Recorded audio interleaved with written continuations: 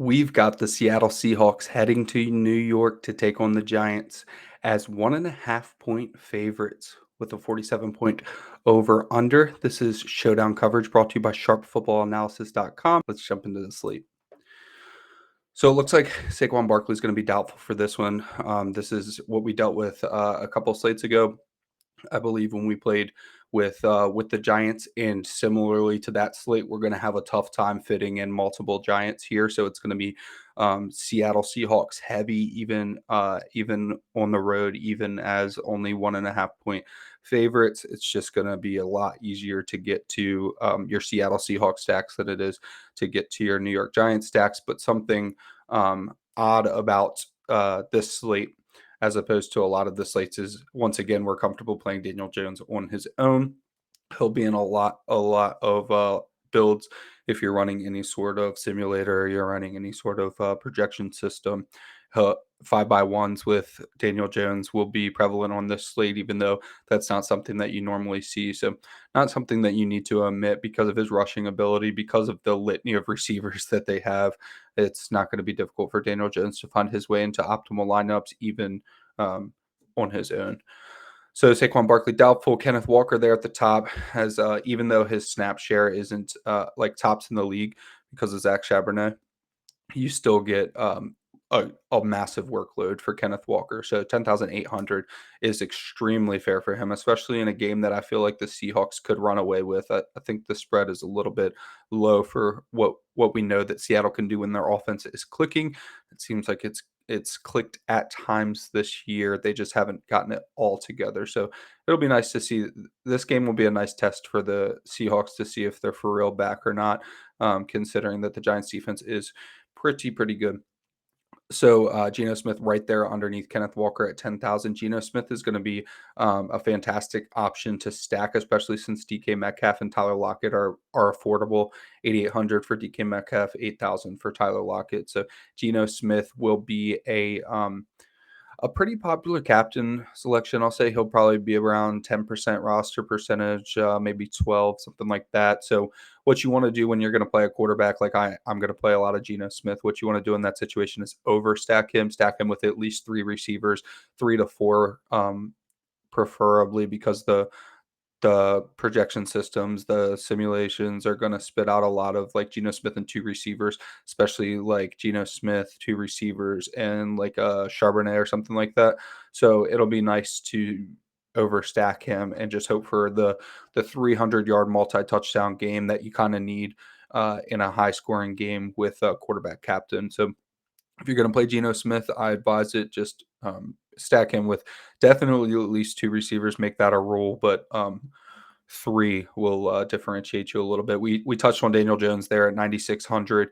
He's just we'll get into the Giants receivers here in a second, but it's just very difficult to figure out. It's like the Kansas City game on Sunday night where there's 5 viable wide receivers, and good luck picking which one. There's not a ton of rhyme or reason to how they are being projected. There's not a lot of rhyme or reason to how they are being deployed. So it's very difficult to project how you want to stack Daniel Jones. Unfortunately, if you're using any sort of projection system or anything like that, you're not going to get a ton of builds that include Daniel Jones with any of his receivers. So it's not a big deal that you don't have to worry about it too much. DK Metcalf and Tyler Lockett both at 8,000. I think Tyler Lockett is the optimal selection, and you get to save 800. So I'm not really sure why that pricing fell the way it has. We're only 3 games into the year, so I guess they had to go one route, right? But Tyler Lockett is who I'm going to look at here. Probably a little bit lower roster percentage than DK Metcalf and saves you 800. So if you have to pick between the two, it would be Tyler Lockett. But both of them are fantastic options. We're going to go back to the well with Darren Waller. I covered it a couple slates ago. When you have a situation like we do with Matt Breida at 6,400, and you have Tyler Lockett and DK Metcalf just above Waller, Waller is Daniel Jones' most reliable target. He is Daniel Jones' most talented target on the roster. And because he's expensive and because we don't want to invest in the Giants' offense, Darren Waller's roster percentage is going to be super, super low. He hasn't shown it this year, but he does have the upside to be the highest scorer of the slate. So one thing to do in like mid-range tournaments or even large field tournaments, stack Darren Waller with Daniel Jones and hope that that connection really thrives here in week 4. And what that's going to do is it's going to take you out of contention for one of the Seattle wide receivers. So you're going to have to go lower with one of your Seattle wide receivers. But also, it's going to take you out of contention for Matt Breida, most likely, unless you're running a 3-by-3. But I don't know that I'd necessarily advise having Waller, Breida, and Jones. So with that being said, Darren Waller's going to just naturally have that low roster percentage because right above him and right below him are options that project better, options that are going to be more popular. So that's one way to, if you do want to stack Daniel Jones, if you're not comfortable playing him by himself, which I would fully understand, then that is one route to go. So now we do have to talk about the wide receivers for the Giants. I don't think I'm going to invest heavily in any of the wide receivers, but they're priced the way it is with Isaiah Hodgins and Darius Slayton. They're two like firm starters being priced so close to each other, 5,800 and 32 or 5,800 and 5,200. Both of them, it's a coin flip to me. They both have the downfield ability. I guess Isaiah Hodgins showed last year he could be a little bit more of a possession receiver, but we haven't really seen that much this year.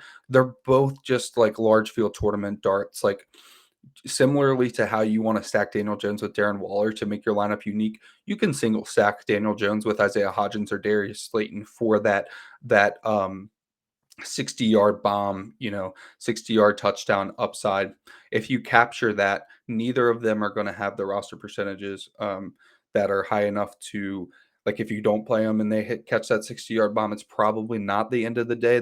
You're not gonna bank that tournament, but you could still win money, right? But if you have one of them, like in a 20 max with 100,000 people, and you hit the Daniel Jones Isaiah Hodgins stack, you're probably soaring to the top of that, and the rest of your lineup just has to be solid. So definitely, if you want to make a rule, hey, I know that so many people are going to be invested in the Seahawks. I know that Geno Smith is going to be double stacked heavily. Let me go ahead and make a rule that says that I'm going to have Daniel Jones in the flex with one of his random receiving options.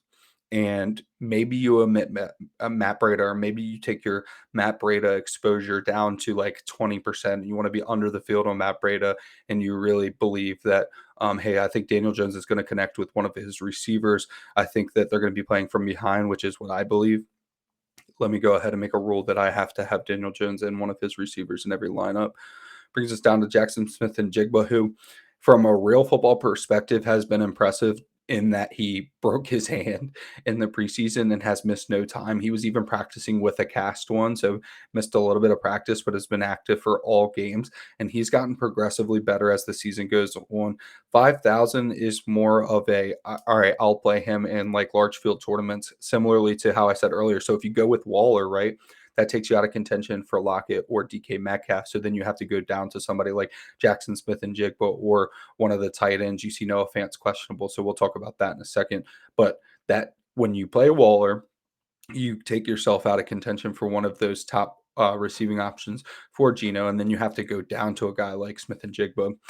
So if that's the case in large field, then Jackson Smith and Jigba is a fine option to go down to, so that you can still triple stack Geno Smith in your captain spot.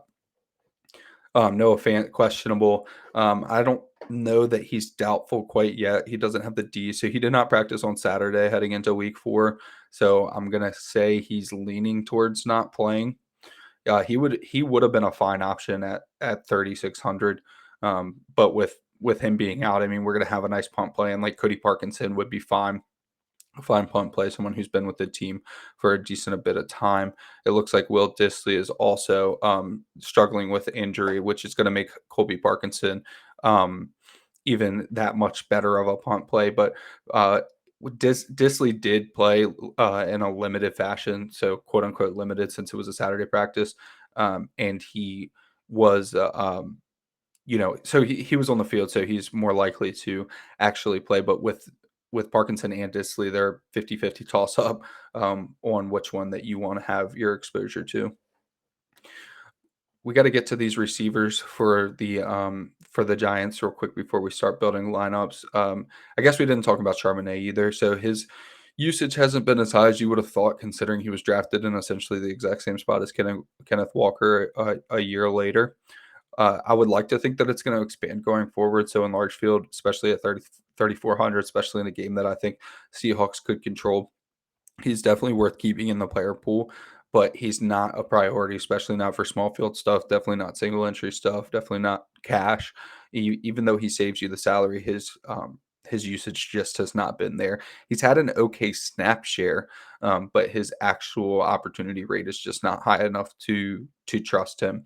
Especially when you have Wan'Dale Robinson and Paris Campbell there at 3,000 and 2,800. Paris Campbell, it seems like Paris Campbell's usage is going to go down as Wan'Dale Robinson's goes up. When I talked about the Giants slate last week, it was Wan'Dale Robinson was coming back from his injury. That was the first game that he played in, and none of the starters for the Giants have overachieved at all and earn their roles to continue going forward. So that means that your guys like Jalen Hyatt there at 2,000, your guys like Wan'Dale Robinson coming back from injury are going to promote themselves up the depth chart simply because the players that kind of default got the starting gigs at wide receiver because of injuries, they did not earn their keep. So look for Jalen Hyatt's usage to continue going up. Look for Wan'Dale Robinson's usage to continue going up. I can't really justify playing Paris Campbell over Wan'Dale Robinson because I'm pretty sure that Paris Campbell is the one that's going to have to lose some of the playing time for Wan'Dale Robinson. And Wan'Dale Robinson looked decent in his first game back. You see 5.1 points per game. That's what he scored last week because he played one game. So he was involved early, and I think he had a good bit of targets, if I recall correctly, too. So he might not have had a flashy game, but he had the usage that we were hoping for coming back. So let's go ahead and build some of these lineups. I want to start with Geno Smith that we kind of talked about. So Geno Smith at captain with a few of his receiving options. So we can fit Metcalf, Lockett, and Parkinson down in this lineup. This Parkinson's only 800, and we can still have a ton to work with. Matt Breida is going to be rostered heavily, but he's going to be the starter if Saquon Barkley sits, which you can see next to Saquon Barkley's name, he is considered doubtful, and that still leaves you 11,000. So you could play Kenneth Walker here for a full onslaught. Wouldn't mind that whatsoever, especially since Walker's actually been involved a little bit more as a receiver this year, which is exciting to see for all aspects of fantasy. So you could do Kenneth Walker here. You could also do Daniel Jones here if you wanted to.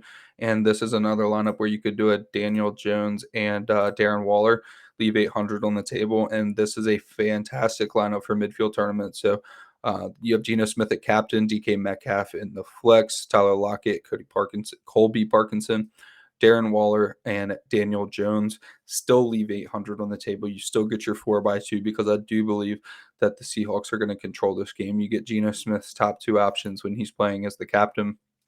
This is just a fantastic lineup right here. Something that you could almost feel okay about in like small field single entry stuff, but then something that you could definitely feel good about in like mid to large field tournament stuff because like I talked about earlier, Darren Waller's roster percentage is going to be pretty low, and this means you're not playing Matt Breida, who kind of directly negatively correlates to Daniel Jones in that Matt Breida's.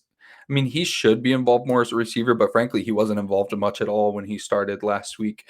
Gary Brightwell had a little bit of work, but really neither of them could get anything going. Matt Breida still definitely led the backfield and ended up, like you can see, with like 4.3 fantasy points.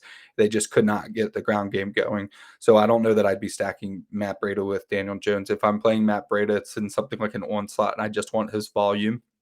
You could even play the Seattle defense in that case against Matt Breida, something that people might use a rule to get out. But since Matt Breida is such a cheap starting option, it's something that you might not want to omit this week is the playing the running back against the opposing defense. I guess we can get into one more lineup because you could play Kenneth Walker at captain as well and still make this work in our favor. So you would have Kenneth Walker at captain, and then you could still play Geno Smith. But if you're going to play Kenneth Walker at captain, you don't want to be you don't want to overstack the offense's passing game. Probably put Tyler Lockett in there. Probably get the Seattle defense in there. That leaves you 5,700 for the last two players. Probably put in Matt Breida, like I was talking about, and see what's left. 5K. You have Jackson Smith and Jigba. I'd probably go with Jason Myers here, the kicker. Leave 400 on the table. So that's going to put us at Kenneth Walker at captain, Geno Smith, Tyler Lockett, Seattle Seahawks, Matt Breida, and Jason Myers. This is more of this game's going to be really ugly, and I expect the Seahawks to control the game. So this is your very, very typical 5-by-1. Your very typical onslaught is going to have the kicker and the defense from the team that you expect to win. It's going to have the running back at captain for the team that you expect to control the game.